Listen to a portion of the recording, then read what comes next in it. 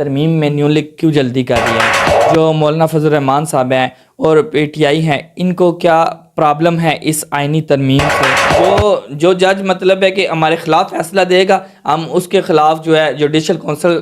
کی طرف اس کو بھیج دیں گے۔ سپریم کورٹ کسی بھی معاملے میں نہ کوئی نوٹس لے سکتی ہے اور نہ ہی کسی بھی ادارے کو کوئی ڈائریکشن دے سکتی ہے۔ یہ جو ترمیم کی جا رہی ہے، اس میں 75% فائدہ جو ہے وہ مسلم لیگ نون جس کی حکومت ہوتی تھی، وہ اپنے مخالفین پہ نیب کا استعمال کرتے ہیں۔ بسم اللہ الرحمن الرحیم، السلام علیکم، میں ہوں خرم ابن شبیر اور آپ دیکھ رہے ہیں میرا یوٹیوب چینل۔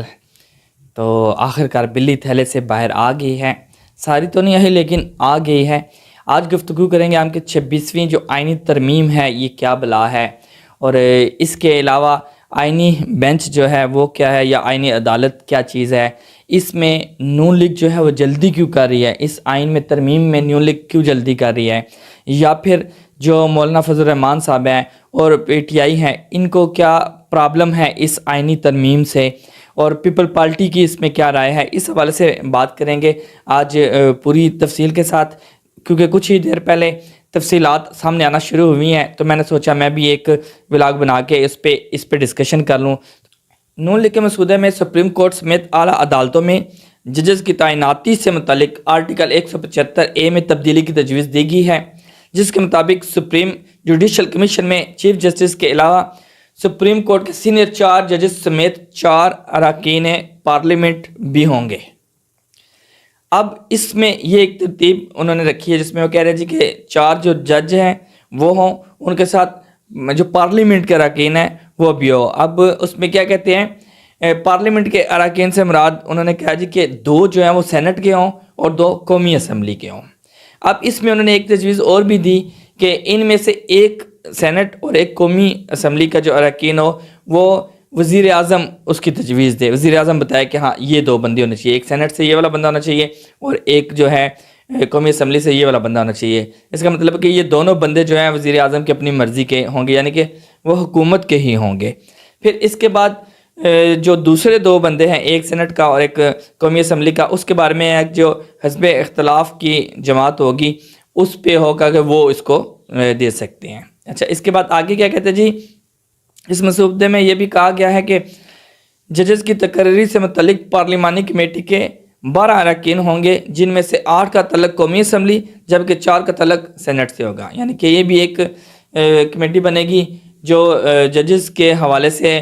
جو ہے تقرری کی جائے گی، اس حوالے سے ہے۔ تو 4 سینٹ کے ہوں گے، 4 جو ہے وہ قومی اسمبلی کے ہوں گے۔ اس کے بعد آگے کہتے ہیں جی کہ اس میں یہ بھی تجویز دی گئی ہے کہ سپریم کورٹ میں سینئر جج کو بطور چیف جسٹس تعینات کرنے کی بجائے 3 نام اس پارلیمنٹ کمیٹی کو بھیجے جائیں، یعنی کہ جو 12 رکنی کمیٹی بنائی گئی ہے اس کو یہ 3 نام بھیجے جائیں، 3 جج۔ یعنی پہلے ایسا ہوتا تھا کہ جو سینئر جج ہوتا تھا وہ چیف جسٹس بنتا تھا، لیکن اب وہ کہتے ہیں کہ ایسا نہ ہو، 3 جج ہوں، ان 3 میں سے ایک جج کا منتخب کیا جائے۔ کون منتخب کرے گا؟ جو 8 رکنی کمیٹی ہوگی وہ منتخب کرے گی۔ اس میں یہ ہوگا کہ 8 بندوں کی رائے آئے گی تو پھر جا کے جج منتخب کیا جائے گا، ان تینوں میں سے ایک جج کو منتخب کیا جائے گا۔ اس مسودے میں یہ بھی کہا گیا ہے کہ چیف جسٹس کے عہدے کی مدت 3 سال کے لیے ہوگی، اور اگر کوئی چیف اس عرصے کے لیے اپنی ریٹائرمنٹ کی عمر یعنی 65 سال تک نہیں پہنچتا تو پھر اسے بطور چیف جسٹس 3 سال کی مدت پوری ہونے کے لیے بھی ریٹائر ہی سمجھا جائے گا۔ اب ان کا کہنے کا مطلب یہ ہے کہ اگر فرض کریں کہ 3 جج ہم نے سلیکٹ کیے ہیں، ایک جج کی عمر جو ہے وہ 62 سال ہے، ایک جج کی عمر جو ہے نا وہ 60 سال ہے، ایک جج کی عمر جو ہے نا 58 سال ہے۔ اگر فرض کریں کہ 58 سال والا جو جج ہے وہ سلیکٹ ہو جاتا ہے، باقی 2 جج جو ہیں وہ سلیکٹ نہیں ہوتے، تو پھر 3 سال کی جو ان کی مدت ہوگی اس کے بعد وہ 61 ایئر کا ہوگا، یعنی کہ 61 سال کا ہوگا، تو ابھی اس کے پاس 4 سال موجود ہوں گے، لیکن اس قانون کے تحت وہ ریٹائر سمجھا جائے گا، وہ اس ایج میں ریٹائر ہو جائے گا، اس کو ایکسٹینشن نہیں دی جائے گی، وہاں ختم ہو جائے گا۔ یہ ایک جو ہے نئی چیز انہوں نے ابھی یہ تجویز دی ہے، اس پہ سارے متفق ہوں گے تو یہ منظوری کی طرف جائے گا۔ پھر اس کے بعد اس مسودے میں یہ بھی کہا گیا کہ اگر ہائی کورٹ کے کسی جج کی کارکردگی بہتر نہیں تو سپریم جوڈیشل کونسل اس جج کو اپنی کارکردگی بہتر بنانے کے لیے وقت دے گی، اور اگر مقرر مدت سے مذکورہ جج اپنی کارکردگی کو بہتر نہیں بناتا تو پھر یہ معاملہ سپریم جوڈیشل کونسل ہی دیکھے گی۔ اب یہ ہے جی کہ جو جوڈیشل کونسل ہوگی وہ جو عدالت ہے جو کورٹ ہے، ہائی کورٹ ہے، اس میں جو فیصلے نہیں ہو رہے یا جس میں کوئی پرابلم ہو رہی ہے، جس طرح کا کوئی مسئلہ ہو رہا ہے، تو اس کا بھی اختیار جو ہے جوڈیشل کونسل ہوگی اس کے پاس چلا جائے گا۔ یہ بھی ایک نئی ترمیم ہے، اس میں بھی بہت سارے ابہام ہیں، بہت سارے مسئلے ہیں۔ آگے انہوں نے کہا ہے جی کہ حکومت کی طرف سے پیش کیے گئے اس مسودے میں یہ بھی کہا گیا ہے کہ جوڈیشل کونسل ججز کی کارکردگی کو جانچنے کے لیے الگ سے بھی قاعدہ و ضابط تشکیل دے سکتی ہے۔ اب یہاں یہ تو میرے خیال میں انتہائی اختلافی بات ہو جائے گی کہ جو جج مطلب ہے کہ ہمارے خلاف فیصلہ دے گا، ہم اس کے خلاف جو ہے جوڈیشل کونسل کی طرف اس کو بھیج دیں گے۔ یہ بھی ایک ترمیم جو ہے، اس پہ بھی آگے جی حکومتی مسودے میں سپریم کورٹ کے از خود نوٹس لینے کے اختیار سے متعلق موجودہ قانون 184 کی سب کاز 3 میں ترمیم کی تجویز دی گئی ہے، اور کہا گیا ہے کہ اگر سپریم کورٹ کسی بھی معاملے میں نہ کوئی نوٹس لے سکتی ہے اور نہ ہی کسی بھی ادارے کو کوئی ڈائریکشن دے سکتی ہے، کہ سپریم کورٹ کے پاس یہ اختیار ہے کہ وہ آج خود نوٹس لے سکتی ہے، لیکن اب یہ ترمیم کی جا رہی ہے کہ سپریم کورٹ کے پاس یہ اختیار نہیں ہونا چاہیے، وہ کسی ادارے کو ڈائریکشن نہ دے کہ یہ کام کرے یا یہ کام کرے، ایسا کرے یا ویسا کرے، وہ نہیں، اس کے پاس جو کیس ہے وہ صرف وہ کیس دیکھے، ایز خود نوٹس نہ لے اس میں۔ پھر اس میں کہتے ہیں اس مسودے میں یہ بھی کہا گیا ہے کہ پریکٹس اینڈ پروسیجر ایکٹ کے تحت قائم ہونے والی سپریم کورٹ کے جج کی 3 رکنی کمیٹی اس بارے میں فیصلہ کرے گی۔ یہ جو بات ہوگی اس میں جو کمیٹی بنائی جائے گی 3 رکنی، وہ فیصلہ کرے گی۔ اچھا، اس کے بعد ایک اور ترمیم میں یہ بھی کہا گیا کہ اگر سپریم کورٹ سمجھے کہ کسی ہائی کورٹ میں زیر سماعت مقدمے میں انصاف کے تقاضے پورے نہیں ہو رہے تو یہ مقدمہ کسی دوسری ہائی کورٹ میں بھی منتقل کر سکتا ہے۔ فار ایگزامپل سندھ کی جو عدالت ہے وہاں کوئی کیس چل رہا ہے اور سپریم کورٹ سمجھتی ہے کہ وہ فیصلہ صحیح نہیں کر سکے گی، تو اس کو وہاں سے سپریم کورٹ جو سندھ کی کورٹ ہے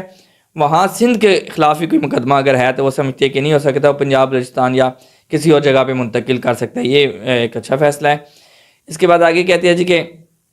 حکومت نے آئینی ترمیم کے ذریعے آرٹیکل 63A میں ترمیم کی تجویز دی ہے، جس میں کہا گیا کہ پارٹی کے سربراہ کی ہدایت کے خلاف کوئی بھی رکن پارلیمان اگر ووٹ ڈالے گا تو اس کا ووٹ ضرور گنا جائے گا، تاہم اس کو ڈی سیٹ کرنے کے متعلق پارٹی کا سربراہ قانونی اقدام کر سکتا ہے، وہ اس پہ اختیارات دیا جائے کہ وہ خود کر لے جس طرح اس نے کرنا ہے۔ اس کے بعد ہم بات کرتے ہیں پیپل پارٹی کے حوالے سے بات کرتے ہیں، یا مولانا فضل الرحمان صاحب کے حوالے سے بات کرتے ہیں، جو پی ٹی آئی کا اپنا پیپل پارٹی کا جو مسودہ ہے اس کے بارے میں بات کرتے ہیں کہ پیپل پارٹی کیا کہتی ہے نا۔ اس حوالے سے پاکستان پیپل پارٹی کی رائے یہ ہے کہ یہ جو ترمیم ہے اس حوالے سے پاکستان پیپل پارٹی کی رائے کیا ہے؟ کسی بھی آئین میں ترمیم کرنے کے لیے جو پوری پارلیمنٹ ہے اس سے رائے لی جاتی ہے، ساری جماعتوں سے رائے لی جاتی ہے، مشاورت کی جاتی ہے۔ اب اس میں کہ پاکستان پیپل پارٹی کی رائے یہ ہے کہ آئینی عدالت ہونی چاہیے۔ اب ایسا ہے کہ آئینی عدالت کی بات چل رہی تھی اور پیپل پارٹی نے یہ کہا کہ آئینی عدالت ہونی چاہیے، اور نون لیگ نے بھی یہی کہا تھا کہ آئینی عدالت ہونی چاہیے، لیکن مولانا فضل الرحمان صاحب نے کہا کہ آئینی عدالت نہیں ہونی چاہیے، آئینی بینچ ہونا چاہیے۔ تو نون لیگ اس پہ مطمئن ہوگی، کہتے ہیں ٹھیک ہے جی آئینی بینچ ہونا چاہیے۔ اور اب جو ہے پیپل پارٹی جو ہے وہ کہہ رہی ہے کہ نہیں آئینی عدالت ہونی چاہیے۔ اب وہ کہتے ہیں کہ آئینی عدالت ہونی چاہیے، کیوں ہونی چاہیے؟ اس کی وجہ یہ ہے کہ 2006 میں جو میثاق جمہوریت ایک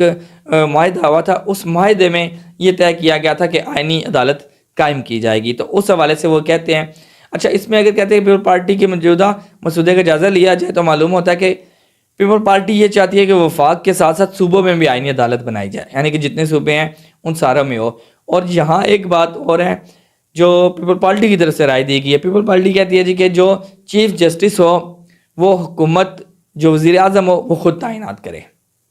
اپنی مرضی کا چیف جسٹس، وہ اپنی پسند کا چیف جسٹس وہ تعینات کرے۔ پھر اس کے بعد باقی کے جو جج ہیں اس کے لیے جو چیف جسٹس ہیں ان کے ساتھ مشاورت کر کے تو رکھ لیا جائے۔ اب مولانا فضل الرحمان صاحب کہتے ہیں جی کہ اس طرح نہیں ہونا چاہیے، ایک آئینی بینچ بنے، اس بینچ کے تحت مطلب کہ آئینی عدالت نہ بنے، آئینی بینچ بنے۔ مولانا فضل الرحمان صاحب نے اپنی بہت ساری رائے دی ہیں، جس میں سود کے حوالے سے انہوں نے بات کی۔ انہوں نے کہا کہ یہ سود والا جو سلسلہ ہے اس کو ختم کرنا، 2028 تک انہوں نے کہا جی کہ اس کو ختم کرنا ہے۔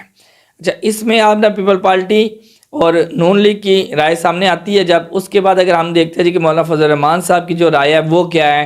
اور ان کی جماعت کی کیا رائے ہے، اس حوالے سے بات کرتے تو اس میں کیا کہتے ہیں جی جمعیت علماء اسلام نے 26ویں آئینی ترمیم کے لیے جو تجویز دی ہے، اس میں یہ بھی کہا گیا کہ آرٹیکل 243 میں شق 5 کا اضافہ کیا جائے اور موجودہ ترمیم کے تحت سروسز چیف کی تعیناتی دوبارہ تقرری سروس میں توسیع اور برطرفی مسلح افواج سے متعلقہ قوانین کے مطابق ہونی چاہیے۔ اب یہاں ایک بات یہ ہے کہ جو نون لیگ ہے اور جو پیپل پارٹی ہے، انہوں نے آرمی کے حوالے سے یا مسلح افواج کے حوالے سے کسی قانون کی بات نہیں کی، کوئی انہوں نے کسی قسم کی کوئی امینڈمنٹ نہیں کروائی اس میں، لیکن جو مولانا فضل الرحمان صاحب ہیں وہ کہہ رہے ہیں جی کہ جو آرمی کے قوانین ہے اس کے تحت اس میں تبدیلی کی جائے، وہ بنایا جائے اس میں۔ پھر آگے جے یو آئی کے مسودے کے مطابق ایک بار تعیناتی دوبارہ تقرری یا سروس میں توسیع کے بعد تبدیل نہیں کیا جا سکے گا جب تک معاملہ خصوصی کمیٹی میں نہ جائے۔ مولانا فضل الرحمان صاحب اس کے ساتھ کہتے ہیں جی کہ جو سروسز چیفز کی تقرری یا تعیناتی کے بعد تبدیلی سے متعلق جو معاملہ ہے، یہ دونوں ایوان یعنی کہ سینٹ اور اس کے علاوہ قومی اسمبلی دونوں اس پر مشتمل خصوصی کمیٹی تشکیل دی جائے، ایک کمیٹی بنائی جائے جس میں تمام سیاسی جماعتوں کی برابری کی بنیاد پر نمائندگی ہو۔ یہ کمیٹی چیئرمین سینٹ اور سپیکر قومی اسمبلی کی جانب سے تشکیل دی جائے گی اور کمیٹی اپنی سفارشات صدر مملکت کو ارسال کرے۔ یہ جو چیزیں ہوں وہ صدر مملکت کو ارسال کریں۔ اچھا، اب اس میں جتنی بھی باتیں ہوئیں اس میں پیپل پارٹی اور نون لیگ جو ہے وہ ان باتوں پہ انہوں نے کوئی اپنی تجویز نہیں دی۔